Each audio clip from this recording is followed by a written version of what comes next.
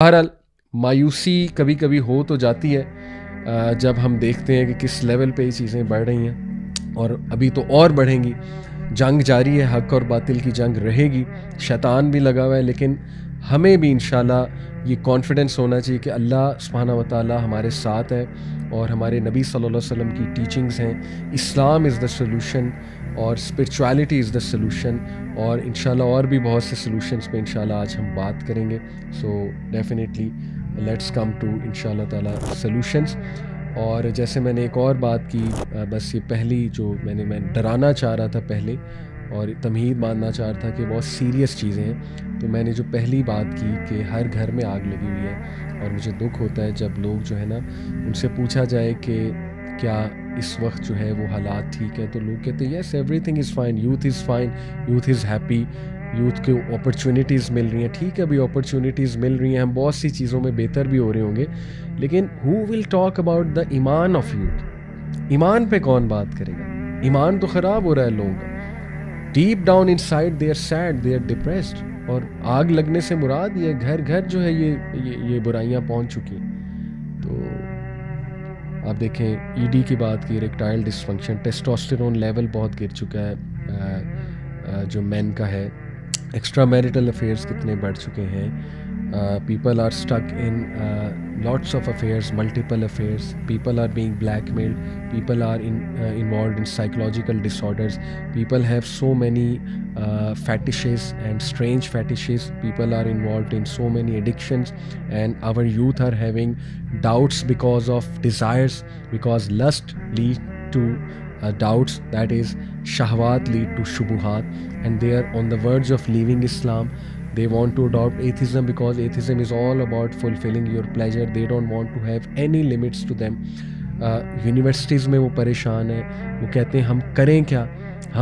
मैं आपको अल्फाज कोट कर रहा हूँ, ठीक है ना, यूथ लिटरली इस तरह आके बताती है, अल्फाज कोट कर रहा हूँ कि हम क्लासरूम में एंटर हुए हैं, हम सीट पर पीछे बैठे हैं, आगे कोई खातून बैठी हुई है, सब कुछ नज़र आ रहा है। ये मैं अल्फाज कोट कर रहा हूँ, मैं मजबूर हो गया उनके वो अल्फाज कोट करने में। इसका ये हरगिज़ मतलब नहीं है कि वुमेन को जो है ना वो हम डिग्रेड कर रहे हैं या डीमोनाइज कर रहे हैं। जो सच है वो सच है, इस तरह के अल्फाज यूथ आके बोलते हैं, राइट।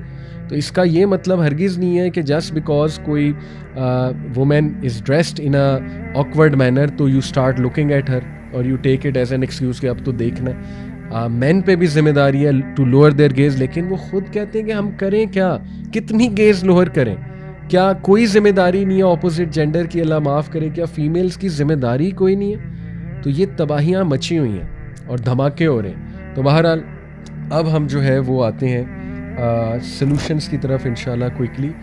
सबसे पहले अगर आप मुझसे एक लाइन में सॉल्यूशन पूछें कि सेक्सुअल डिज़ायर्स को गाइड करने के लिए इस्लाम की क्या गाइडलाइन है, तो इसमें दो चीज़ें आती हैं। नंबर वन, हर इंसान को अल्लाह ने एक विल पावर रेजरवायर दिया है और एक स्पिरिचुअल रेजरवायर दिया है। रेजरवायर से मुराद है जैसे कि एक वाटर टैंक एक रेजरवायर है। जब वो वाटर टैंक फुल होगा तो वो अपनी पूरी कैपेसिटी पे वर्क करेगा। जब वो वाटर टैंक ऑब्वियसली कम होगा, हाफ होगा, तो रेजरवायर जो है वो वीक है। रेजरवायर को जैसे बैटरी है, मोबाइल बैटरी फुल होगी तो फुल पोटेंशियल पे काम करेगी, रेजरवायर पूरा है, कम होगी तो कम पे काम करेगी। इसी तरह इंसान का एक साइकोलॉजिकल रेजरवायर है जिसको हम कहेंगे विल पावर रेजरवायर, जो उसकी सेल्फ डिटर्मिनेशन है, जिसमें उसकी सेल्फ रेगुलेशन आती है, जिसमें उसकी विल पावर आती है। होता ये है कि जब इंसान लस्ट और डिज़ायर्स में पड़ता जाता है और ज़ाहिर है उसके मुकाबले में बंदा स्पिरिचुअली अपने आप को ग्रो नहीं कर रहा है, तो आहिस्ता आहिस्ता उसकी विल पावर भी टूटती है। उसकी जो सख्त है, टॉलरेंस लेवल है किसी भी चीज़ के हवाले से फ़ाइट करने का, किसी भी चीज़ को लेके वो कम होता जाता है। और इसको अब इसी की बात की जाए तो एक सलूशन तो ये नज़र आता है कि किसी भी एडिक्शन का या इस तरह के खराफात का मुकाबला करने के लिए आपको अपना विल पावर रेजरवायर ग्रो करना है, जिसमें क्या क्या चीज़ें आती हैं, सेल्फ रेगुलेशन, सेल्फ डिटर्मिनेशन, अपने आप को डिसिप्लिन रखना, कमिटेड रखना, और अपने अंदर एक सख्त महसूस करना किसी भी चीज़ को फ़ाइट करने की। अब शैतान जो है वो विल पावर पे बहुत हमला करता है। कैसे? शैतान का काम है वसवसे डालना। वसवसे पूरी इसकी एक साइंस है वसवसों की। शैतान जब एक इंसान से गुनाह करवाता है तो सबसे पहले उसे मायूसी की तरफ ले जाता है। गुनाह करवा करवा के एक टाइम आता है बंदा कहता है यार ये गुनाह मैं छोड़ ही नहीं सकता क्योंकि मैं तो एडिक्ट हूँ।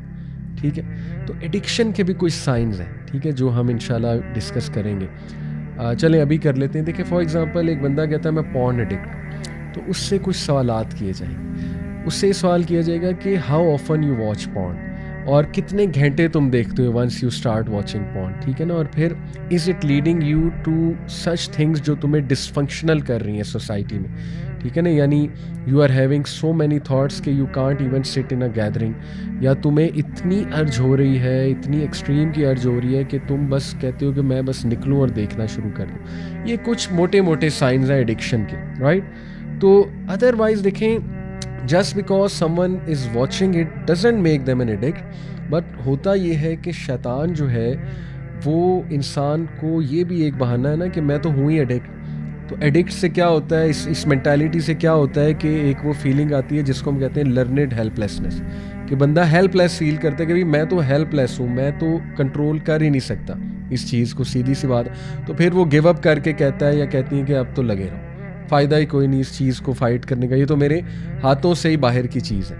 तो ये भी डिफीटेड मेंटालिटी है, और ये एग्जैक्टली शैतान का वसवसा है, और ये एग्जैक्टली शैतान ये चाहता है कि इस डगर पे बंदे को ले आए। तो थोड़ा सा अपने आप को बूस्ट करें खुदा के लिए, अपने आप को पहचाने। अल्लाह ने आपके अंदर ऐसे ऐसे केमिकल्स रखे हैं, just to name one, endorphin.